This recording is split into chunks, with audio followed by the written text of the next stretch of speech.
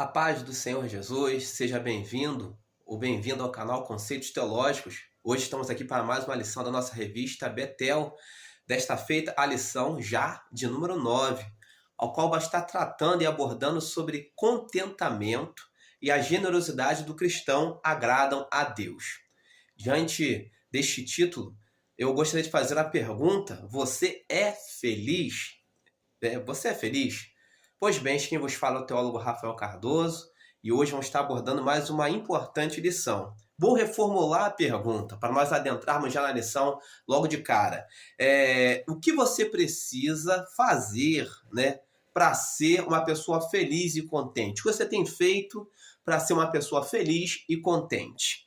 Porque não é fácil no mundo de hoje, materialista, ser feliz. As pessoas estão em busca da felicidade. Eu costumo até dizer que muitas pessoas hoje estão com a sua mente, por vezes, doente. É depressão, é angústia, é síndromes. São síndromes que atacam a humanidade e as pessoas estão doentes, sua mente, seus corações, e por vezes têm a dificuldade de encontrar a felicidade, de se verem diante da felicidade. O que você tem feito para encontrar a felicidade? Você é uma pessoa grata a Deus? Você é uma pessoa contente? Você é uma pessoa feliz, com a vida que você tem levado? Antes, vamos tentar conceituar um pouco o que é felicidade segundo visões filosóficas. Para os epicureus, por exemplo, a felicidade estava na busca do prazer moderado, e a ausência da dor. Para os epicureus, eles acreditavam que você devia levar uma vida tranquila, sossegada, a busca por um prazer moderado e ter ausência de dores, ou seja, tentar ao máximo se livrar de situações que viessem a lhe causar dor. Só que nós vemos que no mundo ao qual nós estamos inseridos, é difícil nós não sentirmos dores em todos os aspectos. Quando nós ligamos uma TV, por exemplo, logo lá vem uma imagem de um crime, de uma situação que nos deixa estarrecidos, angustiados, perplexos. As notícias hoje que nós vemos hoje no nosso dia a dia, ao nosso derredor, não são notícias agradáveis, são notícias ruins, seja na família, seja no emprego, seja na sociedade. Então, a ausência de dor é uma coisa muito complexa, muito complicada, difícil hoje no mundo ao qual nós vivemos. Para Aristóteles, um grande filósofo, pensador, ele trouxe o conceito de eudaimonia. O que isso significa? Um estado de realização plena, vamos dizer assim, e pessoal, e de uma vida virtuosa. Ou seja, ele pregava uma vida virtuosa, uma vida de virtude, você fazer coisas boas, coisas agradáveis, buscar virtudes que lhe enalteçam como ser humano, um estado de uma realização pessoal, buscar sempre uma realização pessoal através de virtudes. Nós temos também lá o exemplo do hedonismo, muito falado, muito comentado, e que prega o hedonismo. É a busca do prazer. O hedonismo, ele te incentiva a buscar o prazer. A maximização do prazer a qualquer custo. Só que diante disso nós encontramos um grande problema, que o prazer que gera contentamento, no mundo, é diferente do prazer que gera contentamento no cristão. E esta é a ótica ao qual nós vamos estar debatendo esta lição, desta feita. Por quê? Porque o mundo ele também busca prazer. E quando acaba o momento de prazer, a felicidade dele acaba. Em que sentido? Porque o prazer do mundo é a balada, o prazer do mundo é a bebedeira, ele precisa estar lá no final de semana bebendo com os amigos. O prazer do mundo é, de repente, no estádio de futebol, no Maracanã. Nós somos cariocas, somos do Rio de Janeiro, cidadãos fluminenses. O prazer é estar, de repente, assistindo um Flamengo Botafogo, de repente. Acaba o jogo, acabou a alegria dele, o contentamento dele. O prazer do mundo é, de repente, estar ali num entorpecente. Tem gente que não consegue ficar ali sem o seu entorpecente, ali sem no final de semana, de repente, ou no final da noite. Tem gente que se entrega a isso, porque o prazer dela está nisso. Ou, quem sabe, o prazer do mundo é quando, de repente, sai lá o 13º, ou sai as férias, ou quando se tem um dinheiro no bolso, um pouco de dinheiro a mais, só que o dinheiro acaba. E quando se acaba o dinheiro, quando se acaba os entorpecentes, quando se acaba o jogo de futebol, quando se acaba a balada, quando o dinheiro se vai, acaba a felicidade? Então, acaba-se o contentamento. quando a grana se vai, quando a grana se acaba o contentamento? Pois bem, vamos lá para o que Paulo diz em Filipenses, que é a referência do nosso texto. Ele fala em Filipenses 4, vou ler com você para que você possa entender a conjuntura da lição. Ora, muito me regozijei no Senhor. Filipenses 4, 10, 11, 12, 13, né? Vamos estar lendo esses versículos para nós entendermos. Ora, muito me regozijei no Senhor, por finalmente reviver a vossa lembrança de mim, pois já vos tinhas lembrado, mas não tinhas tido oportunidade. Verso 11.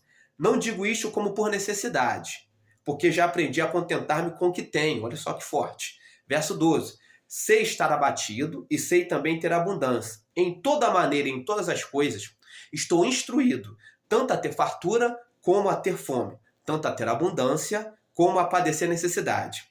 Posso todas as coisas naquele que me fortalece. Verso 13 diz.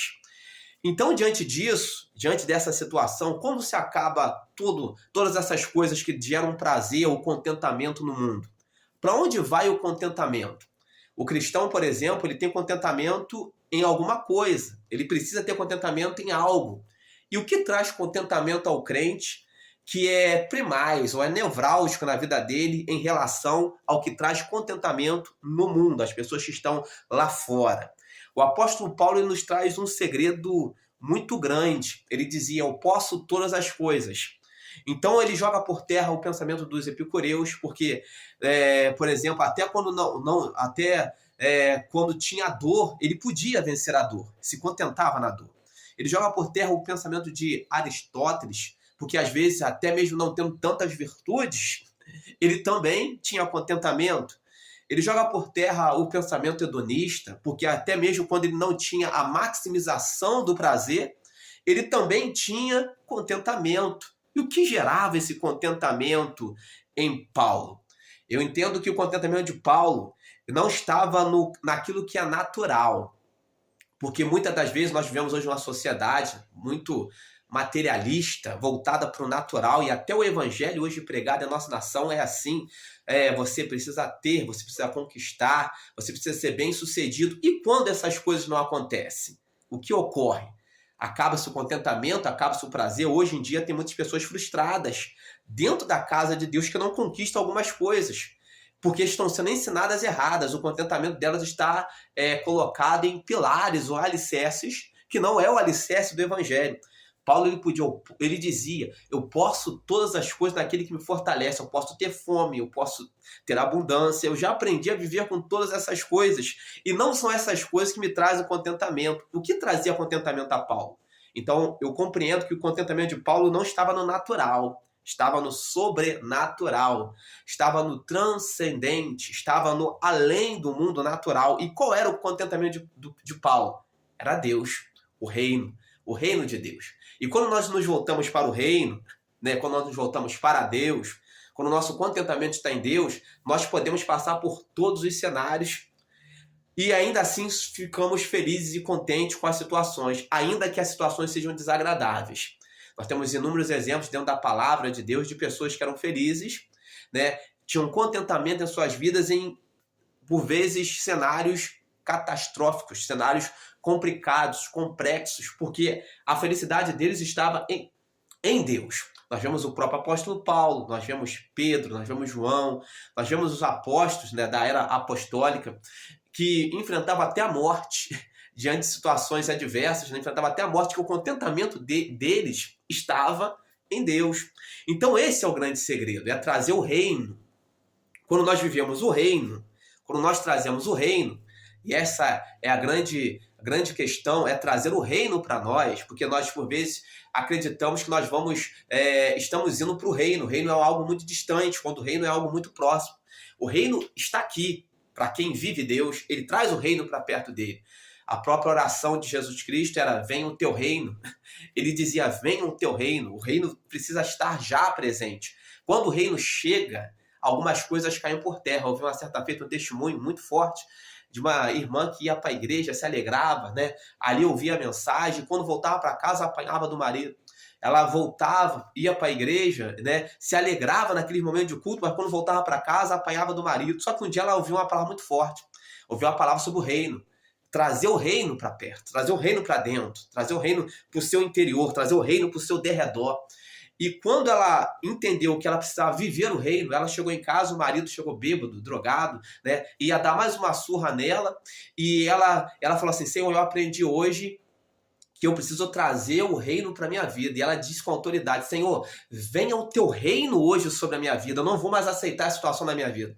E ela, quando ela usou daquela autoridade, em nome de Jesus, quando o marido ia bater nela, ela clamou pelo sangue de Jesus, pelo nome de Jesus, falou: Senhor, traga o teu reino para minha casa. Aquele homem caiu endemoniado, foi liberto, né? E ela nunca mais passou por aquela situação, porque ela trouxe o reino. Quando nós trazemos o reino para nossas vidas, nós temos contentamento com falta de dinheiro. Quando nós trazemos o reino para nossas vidas, nós temos contentamento quando andamos a pé. Quando nós trazemos o reino para nossas vidas, nós temos contentamento na doença. Quando nós trazemos o reino para nossas vidas, nós temos contentamento quando nós não temos nada, por vezes, aparente de bens, porque nós vivemos o reino. E o reino é Deus, é Cristo em nossas vidas. E, naturalmente, quando você vive o reino, você é uma pessoa grata. Você não é uma pessoa reclamona. Quando as pessoas ficam crentes, até mesmo ficam reclamando da vida porque não trouxeram o reino para dentro de si. Não trouxeram o reino para perto. Não trouxeram o reino para si. Elas esperam chegar no reino, mas ainda não trouxeram o reino. Viva o reino. O reino de Deus. O reino de Deus é poder. O reino de Deus é alegria. O reino de Deus é amor. O reino de Deus é regozijo. O reino de Deus é paz. Né? E quando nós trazemos o reino, as circunstâncias à nossa volta perdem sentido. Nós não precisamos viver a busca de alguma coisa. Nós já vivemos essa situação, que é Deus. Vivemos em Deus. E naturalmente nós somos gratos, generosos.